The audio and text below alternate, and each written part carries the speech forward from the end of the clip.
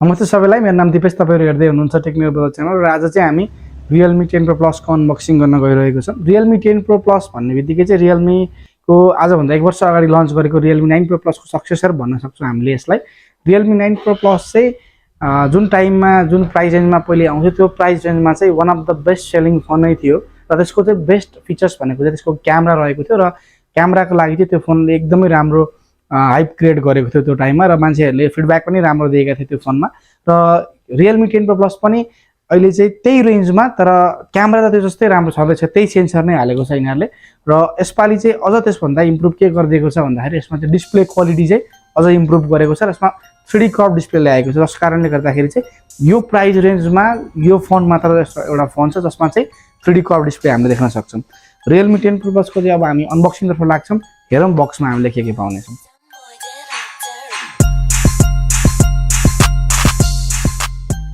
Realme 10 Pro Plus को box चाहिँ as always Realme को फोनहरूको बक्स जस्तै येलो कलरको बक्स रहेको छ र यसमा अगाडिपट्टि तपाईँको Realme 10 Pro Plus भनेर ब्रान्डिङ गरेको छ र यसको पछाडिपट्टि चाहिँ हामीले चारवटा यसको की फिचर्सलाई देख्न सक्छौँ, जुन चाहिँ 120 हर्ट्जको कर्भ डिस्प्ले भयो एउटा, यसको चाहिँ 108 मेगापिक्सलको प्रो लाइट क्यामेरा छ, अर्को भनेको डाइमेन्सिटी 1080 5G चिपसेट रहेको छ भने अर्को 67 वाटको फास्ट चार्जर प्लस त्यसमा 5000 mAh को ब्याट्री। यो चारवटा यसको की सेलिङ पोइन्ट भएर यिनीहरूले यहाँ अगाडि राखेको छ र यो चाहिँ हाम्रो नेपालमा प्राइस एन्ड भेरिएन्टको कुरा गर्ने हो भने चाहिँ यसमा एउटै भेरिएन्ट आउँछ 8GB RAM 128GB भेरिएन्ट र यसको प्राइस हेर्ने हो भने चाहिँ 45,999 46,000 यसको प्राइस रहेको छ। 9 Pro Plus को पनि 8GB को प्राइस चाहिँ 46 नै थियो, यसको पनि 8GB RAM को प्राइस चाहिँ 46 नै रहेको छ।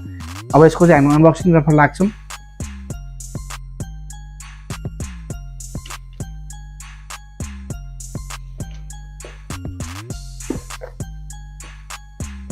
फोन खोल्ने बित्तिकै हामीले फर्स्टमा चाहिँ एउटा येलो कलरको बक्स पाउँछौँ, सानो बक्स भित्र पनि, र त्यसभित्र चाहिँ हामीले पाउने भनेको चाहिँ एउटा यसको टिपियु केस जुन चाहिँ अहिले सधैँ देखिरहेका छौँ हामीले कि त्यस्तै खालको छ एउटा, र अर्को भनेको सिम इजेक्टर टुल्स भयो यसमा एउटा आउने, र दुईवटा भनेको तपाईँको डकुमेन्ट्सहरू, वारेन्टी कार्ड र तपाईँको यो युजर गाइडहरू भइहाल्यो। अनि त्यसको मुनिपट्टि भनेको चाहिँ हामीले फोन पाउँछौँ जुन चाहिँ एकदमै एट्र्याक्टिभ छ। यो चाहिँ कलर पनि हाइपर स्पेस भन्ने कलर हो र तपाईँको हेर्दाखेरि पनि एकदमै स्पेसमै गएको जस्तो छ, एकदम बवाल छ कलरको डिजाइन पनि, कलर पनि होइन। र फोनको इन ह्यान्ड फिल पनि एकदमै लाइट वेट छ, राम्रो लाग्यो मलाई इन ह्यान्ड फिल चाहिँ।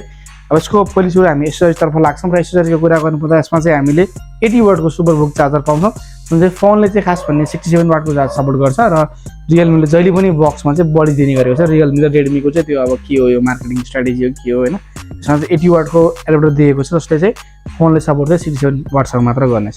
र यसको अर्को भनेको यसमा केबल आउँछ जुन चाहिँ एज अलवेज तपाईँको पुरानो जस्तै खालको USB टाइप सी केबल आउँछ जुन चाहिँ व्हाइट कलरको केबल रहेको छ। अब चाहिँ हामी फोनतर्फ लाग्छौँ र फोन चाहिँ जुन तपाईँहरूले देख्न सक्नुहुन्छ एकदमै attractive colour plus attractive design छ यो फोनको चाहिँ। र यसको जुन इन ह्यान्ड फिल गर्ने लिने बित्तिकै चाहिँ मलाई के लाग्यो भने यो फोनको वेट एकदमै लाइट छ र यसको वेटको कुरा गर्नुपर्दा यसमा चाहिँ हामीले 178 ग्राम यसको वेट रहेको छ, जुन चाहिँ नम्बरमा अलिकति बढी नै सुनिन्छ तर हातमा लिँदाखेरि त्यस्तो फिलै हुँदैन कि यो फोन 178 ग्रामको वेट भएको फोन हो भनेर। र यसको चाहिँ डिस्प्लेको कुरा गर्नुपर्दा चाहिँ यसमा हामीले अगाडिपट्टि चाहिँ अघि पनि तपाईँलाई मैले भने एकदमै ब्युटिफुल डिस्प्ले रहेको छ। यसको चाहिँ अगाडि 3D कर्भ डिस्प्ले रहेको छ जसले गर्दाखेरि चाहिँ डिजाइन पनि एकदमै अट्र्याक्टिभ बनाउँछ यो फोनलाई। ब्याक प्यानल हेर्ने हो भने चाहिँ यसमा चाहिँ एकदम ग्लसी बडी छ जसले गर्दाखेरि चाहिँ प्रिन्टहरू चाहिँ एकदमै बस्छ मजाले, तपाईँहरूले पनि देख्न सक्नुहुन्छ भिडियोमा होइन, प्रिन्टहरू चाहिँ एकदम मजाले बस्छ। तर इन ह्यान्ड फिल हातमा समात्दा चाहिँ एकदमै रमाइलो फिल हुन्छ यो फोन चाहिँ हातमा लिँदाखेरि, त्यो राम्रो लाग्यो मलाई यो फोनको। र अब चाहिँ हामी यसको फोनलाई बुट गर्छौँ र फोन बुट गर्दा गर्दै हामी यसको चाहिँ पोर्ट्स एन्ड बटनको कुरा गर्नेछौँ।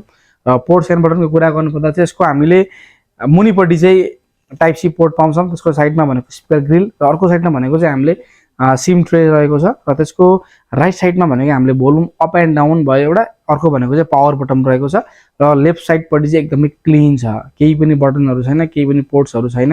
यसको टपमा भनेको हामीले स्पिकर र एउटा माइक्रोफोन देख्न सक्छौँ।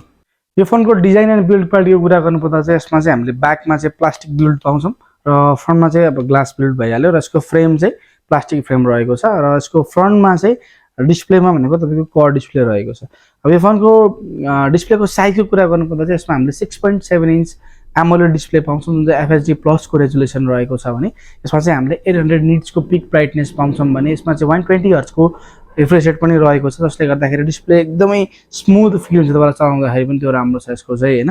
अनि यसको स्क्रिन टु बडी रेसियो कुरा गर्दा यसमा 90% स्क्रिन टु बडी रेसियो रहेको छ, जसले गर्दाखेरि चाहिँ एकदमै बेजल्सहरू चाहिँ एकदमै थिन, एकदमै पातलो देखिन्छ र तपाईँको म्याक्सिमम पार्ट चाहिँ यसको तपाईँको डिस्प्ले नै रहेको छ।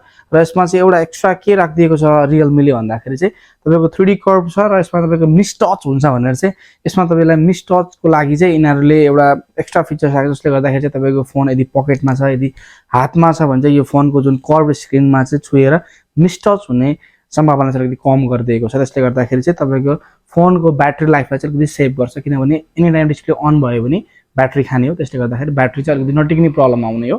तर यसमा चाहिँ त्यही कुरालाई चाहिँ बढाउनको लागि, ब्याट्रीको जुन लाइफलाई बढाउनको लागि चाहिँ यिनीहरूले त्यो फिचर्स एड गरेको छ। यसको चाहिँ हामी अब पर्फर्मेन्सको कुरा गर्छौँ र पर्फर्मेन्सको कुरा गर्नुपर्दा चाहिँ यो फोनमा चाहिँ हामीले डाइमेन्सिटी 1080 को चिपसेट पाउनेछौँ र जसको चाहिँ चिपसेट चाहिँ 5G चिपसेट रहेको छ र यसको चिपसेटको बिल्ड हेर्ने हो भने चाहिँ 6nm मा बिल्ड भएको चिपसेट हो यो चाहिँ। र यसको म्याक्सिमम क्लक स्पिडको कुरा गर्ने हो भने यसमा 2.6 GHz को यसको म्याक्सिमम क्लक स्पिड रहेको छ।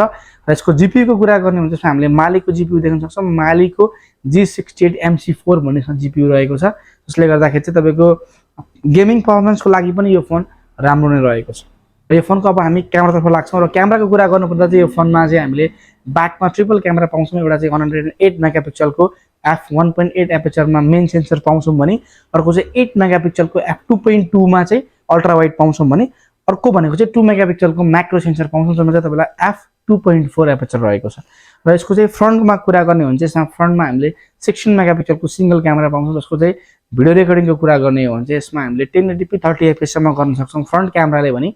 ब्याक क्यामेराले चाहिँ हेर्ने हो भने चाहिँ 4K मा हामीले 30 fps सम्म सपोर्ट पाउँछौँ र 1080p मा चाहिँ 30 fps 60 fps र 120 fps सम्म सपोर्ट पाउँछौँ। र ब्याक क्यामेरामा चाहिँ हामीले यसमा EIS पनि देख्न सक्छौँ, जसले गर्दाखेरि चाहिँ EIS भनेको चाहिँ इलेक्ट्रोनिक इमेज स्टेबलाइजेसन हो, जसले गर्दाखेरि चाहिँ भिडियोहरू खिच्दाखेरि चाहिँ अब जस्तो सफ्टवेयरले नै हाम्रो चाहिँ त्यो भिडियोहरूलाई चाहिँ अलिकति स्टेबलाइज गर्न खोज्छ, फ्रेमहरू कट गरेर अलिकति धेरै हल्लेको पार्टलाई कट गरेर जोइन गरेर त्यो चाहिँ एकदमै स्मुथ देखाउन खोज्छ। त्यो कुरा चाहिँ यसमा हामीले ब्याक क्यामेरामा पनि पाउनेछौँ र फ्रन्ट क्यामेरामा पनि त्यो फिचर्स हामीले यसमा पाउनेछौँ।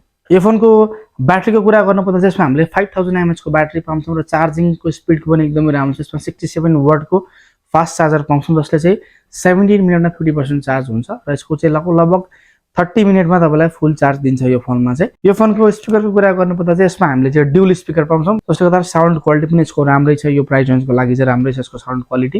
यो फोनको कनेक्टिभिटीको कुरा गर्नुपर्दा चाहिँ यसमा हामीले 2G 3G 4G र 5G सम्म सपोर्ट पाउँछौँ नेटवर्क चाहिँ। यसमा तपाईँलाई ब्लुटुथ 5.0 र यसमा ड्युल भोल्टेजको सपोर्ट पनि पाउनुहुन्छ यसमा तपाईँहरूले। र यो फोनमा चाहिँ हामीले ड्युल सिम लाउन मिल्छ र यसमा चाहिँ तपाईँको SD कार्डको चाहिँ अप्सन देख्न सक्दैनौँ हामीले, त्यसले गर्दाखेरि तपाईँहरूलाई एक्सटेन्ड गर्न चाहिँ अलिकति अप्ठ्यारो हुन्छ यो फोनमा।